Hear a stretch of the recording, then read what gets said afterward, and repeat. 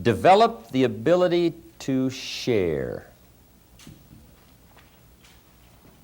And sharing now can become a major part of your life process and life progress. Sharing is a unique human capacity. Everybody has the ability to share. How much you share, of course, is a matter of attitude and the personal conclusions you've come to about your life and what to do about it. But sharing is unique. Here's what's unique about sharing. The more you give, the more you become. It's one of the paradoxes of life. You give away, but you become bigger. It would look like if you would share, you'd become less, but see, that's not true. It's one of those unique life processes. It's like one of those questions you ask when you have your first child. You love it dearly. You say, well, if I have another child, do I have to divide my love in half? And the answer is surprisingly no. From somewhere comes this unbelievable capacity to love the other one as much as you did the first one. What if you have 3, 4, 5 children? Now, are each one of them going to get less and less and less the capacity of your ability to love and care? And the answer is, strangely, no. As the demand and the opportunity increases, it seems as though your capacity grows. And what you give away seems to multiply. It's one of the mysteries and the uniqueness of life. So sharing makes you bigger. Now here's one of the reasons to share. Share on purpose so that you become bigger, not only for the effect that it will have on other people, but for the effect it will have on you.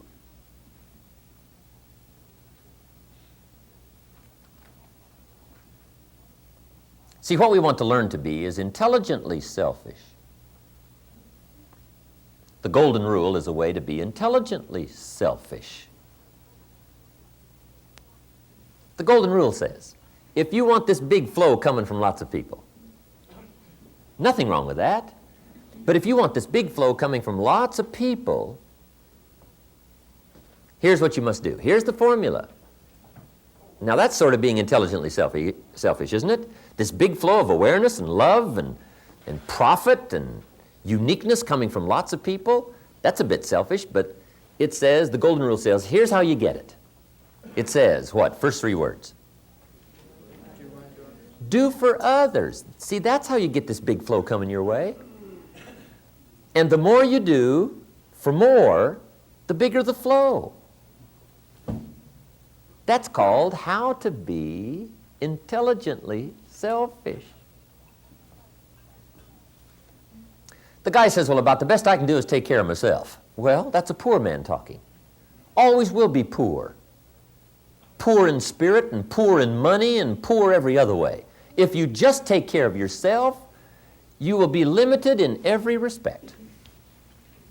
The master teacher said, here's the key to wealth and fortune. He who wishes to be great, the greatest, Muhammad Ali notwithstanding.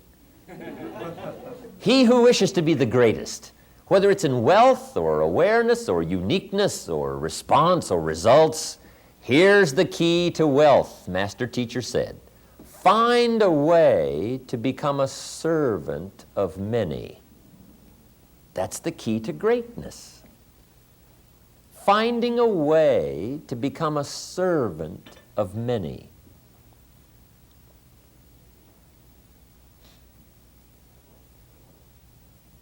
See, the best way to cure your own bills is to be concerned about other people's bills. The best way to get your own car notes paid is to worry about other people's car note, not yours. If you worry about yours, it'll be hard to pay. Worry about others, it'll be easy to pay. See, when you get concerned for other people, what can I do to help you and help you and help you and help you?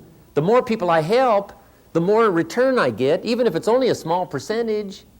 People say, well, I'm grateful here. Thanks for helping me here. You just can't believe. One of my friends went to another one of our mutual wealthy friends and said, I've got a project. William, his name was William, said, William, If I put this project together and it creates $4 million for you, will you give me one? If I put this together and it creates for you $4 million, will you give me one? Guess what he said? Yes. If you put this together and it creates for me $4 million, I'll be happy to give you one. I'll be satisfied with 3. See, that's part of the unique life process. If you help other people, guess what they will do? Share back with you. It's one of those inevitables. Now, once in a while, somebody's mean and greedy and upsets this process, but there's not enough of them to make a difference. Incredible. One of my dear friends now, Wayne Barnes. Wayne is 32 years old. I guess he's about 33 years old now. He's a multimillionaire. He lives in Phoenix. He's a builder, commercial builder. Has this beautiful home on the side of Camelback Mountain. Cost $1.3 million. Wayne Barnes attended my seminar 13 years ago in Albuquerque, New Mexico. He was just a young kid, 20 years old, had just gotten married. He and Rosie come to the seminar.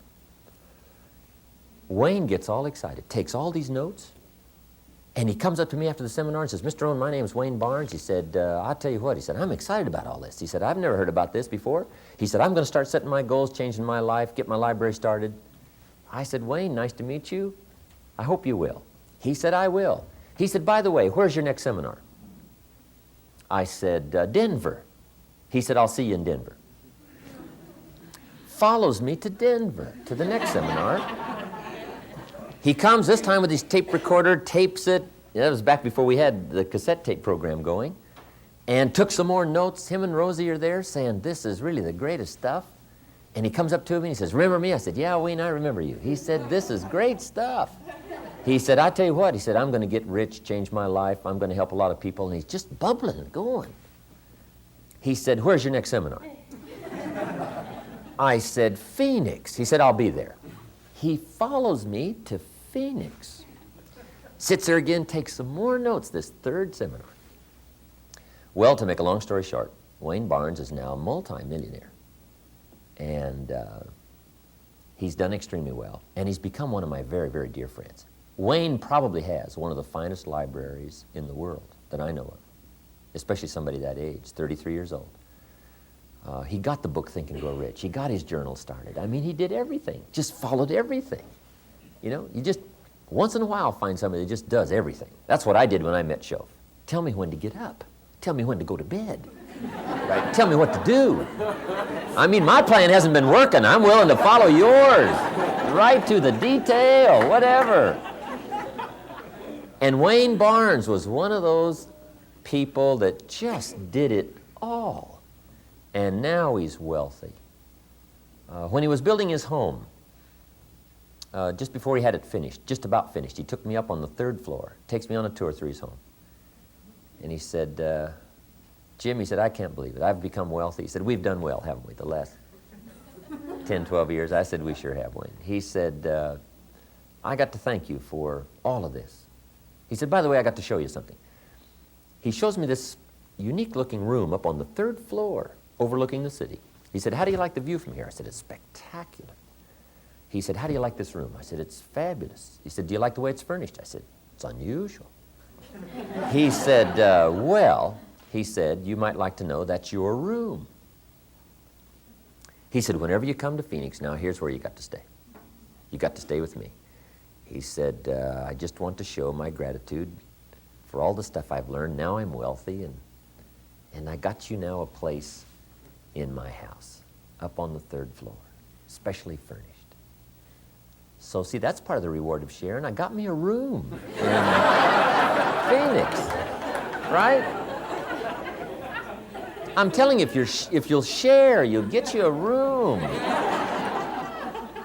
And that's not the end of the story. In fact, I just got a card.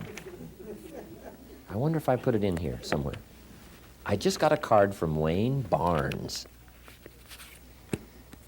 Says, Dear Jim, I called you when I was in town in late April. We just sailed from Jamaica to the Bahamas. And next is Nassau. Will you join us soon? Wayne calls me a few months ago to come down to the Balboa Bay Club. And when I get down there, he said, I got to show you something. I said, Wayne, what have you got now? He said, you got to see my ship. Unbelievable. He walks me out on this 73-foot sailing schooner. And this is the picture of it right here, called Windhaven. It's a famous 73-foot ketch, neat ship. And he said, I've got me a sailing ship. I said, what are you going to do with this thing, right? There's not much water around Phoenix, right? No, he said, Rosie and I have got the bug about sailing. And he said, we've got us a captain. We've hired us a captain. I said, incredible. So he finds his captain and introduces him to me. Oars was his name, which I thought was a good name for a captain. Oars. I said, Wayne, what are you going to do? He said, look, Rosie and I and the two kids, we're going to take off a couple of years, and we're going to sail around the world. He said, you talk to me about lifestyle. And said, this is just part of our lifestyle. And he said, I want you to join us. Do a little sailing with us in the next couple of years. So I promised him I would. So he shows me the ship. And as we go through, he shows me all the furnishings and everything, right? And then he shows me this room. Says, how do you like this room? I said, it's fabulous. Do you like what's in it? I said, it's fabulous. He said, that's your room. So I got me a room on a ship. How lucky can you get? See, if you will share, no telling what will come back your way if you'll share. Be concerned about helping somebody else with their language and help them with their lifestyle and help them with their philosophical conclusions. Help them with learning better the taste of life and the uniqueness of life. Help them with their financial plan. Ask a few questions. Wayne Barnes is one of those people who shares. Wayne gives away the book Think and Grow Rich and As a Man Thinketh. Now that I've got mine, I'm sure he'll probably give mine away. But he buys them by the box. As a Man Thinketh and Think and Grow Rich. He buys them by the box. And every person he meets that he takes a liking to, he says, hey, I got a book for you. And he writes a little note in it and hands it to him. And now there must be thousands of these books circulating around that Wayne Barnes has given away. Part of his way of just sharing, part of his way of passing along something that he's come into possession with that he thought was valuable. But see, that's what can happen to you if you share. If you share.